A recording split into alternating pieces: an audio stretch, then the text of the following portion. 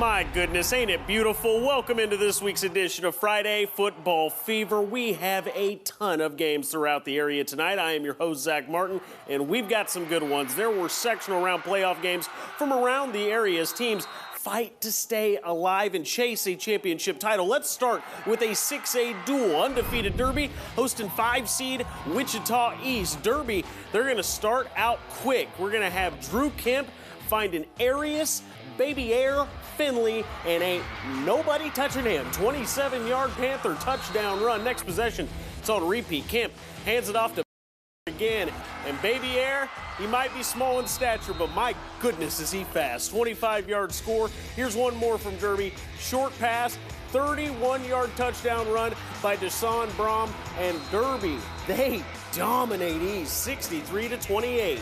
Next up, 3-seed Wichita Northwest looking to upset 2-seed Manhattan. They had some good plays in this one. Jalen Mason going deep down the left sideline to a wide-open Chase Carter for the touchdown. Manhattan on offense this time. But the QB, he's going to get rocked. And this one in the air for Logan Fast to get the interception. Great play from the sophomore. Jalen Mason going to the air again, and this time, what a catch from Ryder Campbell. Get off of me, young man. That's for 6 more. Manhattan, though, they come back strong second half, end up winning this one by 21. They'll play at Derby next Friday night. Down to the 5A level, Goddard Eisenhower playing host to Topeka Seaman, starting with Topeka Seaman. Not a good pass there, bub. Eisenhower's Joe Santalon. He takes this one back, and he almost ends up scoring a touchdown here. I thought he was gone for a second. Cuts it back across field, eventually gets caught. He might have just been out of breath. Derek Morgan, this time he's going to fake the run, going to roll to his left, and he is going to take this one up the left sideline for a pretty solid gain. This time, why don't you just hand it off to Braden Pappas when you got him on your team? Takes that one in for the touchdown. Eisenhower dominant again. They're looking like one of the best teams in 5A. Final score 44-14. Then we had 9-seed Hayes on the road against 4-seed Hutchinson. Salt Hawks looking at a 4th down on their very first drive of the game. Hayes defense going to come up with a huge stop. Indians now on their first drive. Carter Graham, QB keeper. I feel like I've shown this highlight 1,000 times this year. Pushes his way in to the end zone. Hayes leads 7-0. Still in the first for Hayes. It's Graham connecting with Jarek Purdy. He wrestles the ball away from Brady McQuan for the score. Indians go 14-0. That certainly looked like an interception to me.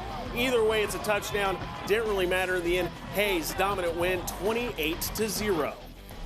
Oh, it is now time for our highly anticipated game of the week. And this one, a 3A rivalry. Number 5 Cheney taking on number 1 Andale. The Cardinals looking to upset the Indians for a second straight year and chase that back-to-back state championship ball. Andale looking for redemption over Cheney, the only team they've lost to in 6 seasons. We had fireworks before the game. Isn't that gorgeous?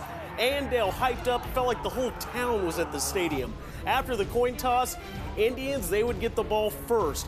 First drive for Andale. QB Sam Hart, he keeps it, runs it up the right side, finds the end zone. Early lead for Harp and the Indians. Next Indian possession, Cooper Marks. Remember Riley Marks from last year? Well, Cooper decided pretty much wear the same number and look like the same player. 63 yards for the score. Andale is yet to allow time for Cheney to breathe. They're back in the end zone. Sam Harp hands that one off to his brother Landon Harp. He rolls around some defenders, walks right into the end zone. Andale also starts the second quarter. What a play there. Watch that 2-point conversion from Sam Harp. He's going to jump over the defender, flips to the end zone. Andale got a 36-0 lead. Sam Harp just getting started. Runs this one right at the gut. Spins out of a tackle, and then he's gone. 93 yards for the touchdown. Coach Schmidt, he is hyped up about his offense. You knew how badly they wanted this one. Cheney trying to just not get shut out. Josh Burdick looking for a receiver, airs that one out to Cameron Eastman on the right side.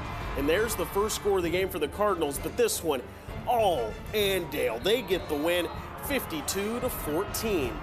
So Andale, they dominated once again. As we like to say, Andale did Andale things. Let's go ahead and bring in KSN's Asia Simone Smith. She had a front row seat to all the action tonight. Asia, how was that atmosphere? Yeah, Zach, I think redemption might be an understatement. This game was incredible from this Andale team, retaking their spot as the top dog in 3A, and it didn't really take long for them to pull ahead in this one either. To start the game out, the Indians scored 36 unanswered points. Their defense not even allowing Cheney to get a first down until the end of the second quarter. Also, you have to give a lot of credit to Andale's quarterback, Sam Harp. He was quick on his feet, running in 3 scores of his own, one of those 93 yards down the field, and what impressive two-point conversions. Harp also made use of the talent in the team's run game, getting the handoff to the right guys, including his brother Landon, who found the end zone twice for himself. This offense dominated from start to finish. Head coach Dylan Smith knows his QB is special along with the team. He's one of the best quarterbacks in the state and one of the best players in the state, no doubt. I mean, obviously, he's only played a half of football in almost every single game, so the stats aren't there. But we knew what he could do, and we knew there were some things that they did defensively that we could take advantage of with his foot speed and get him outside, and he just did a tremendous job. I think it's just reflecting on what happened last year. Our kids were not going to let off, and even at halftime, it's what we talked about, and that's what we've talked about all week is just finishing. Finish the job, finish the run, finish the block, and they did a good job of that. All right, let's talk about the numbers. Andale has won 72 of their last 74 games, and they also have a home winning streak of 81 straight, but they don't want it to end here. They're looking to make their next victim Holcomb. They're going to be playing them next week in the sub-state round right here at home. Here for you at Andale High School, Asia Simone Smith. KSN Sports will be right back after the break.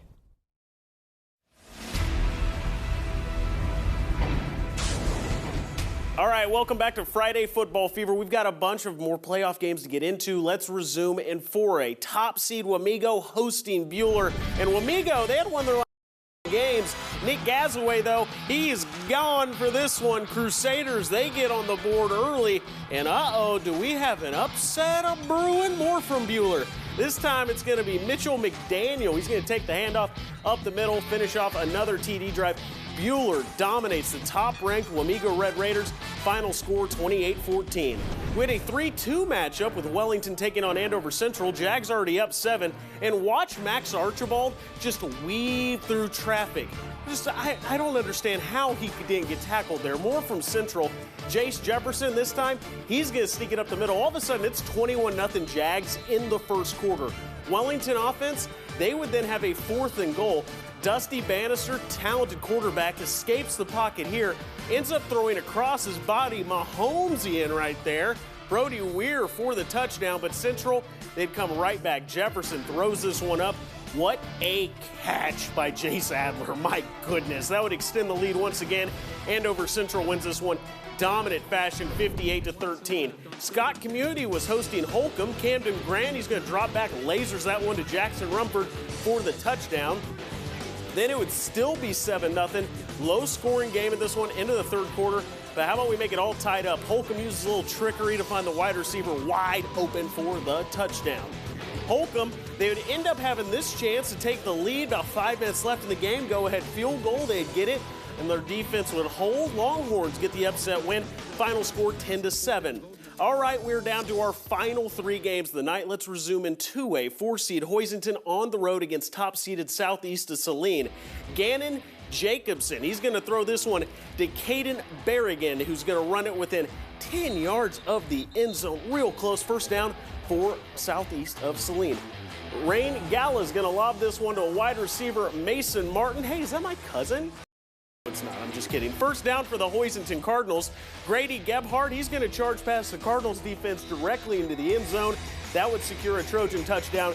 Southeast Saline, they continue to dominate, 30-8 the final. Next up, 2-seed Garden Plain welcome 3-seed Beloit. Beloit's Jackson Weston hands it off to running back Jennings Sloan, who takes it up the left side for the first down. Weston hands it off to the running back this time, Joel Rexroth.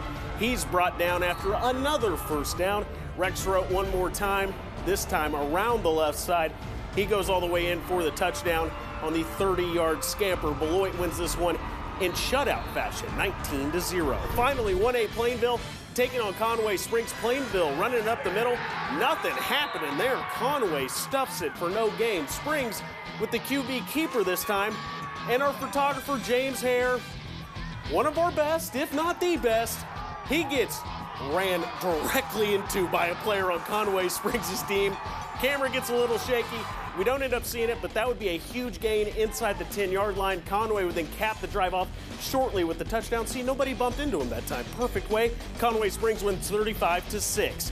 All right, Valley Heights, they beat Medicine Lodge. Central Plains, they take down Little River. Let's take a look at some of these other scores. These are the rest of the scores from around our area. We'll be right back after the break.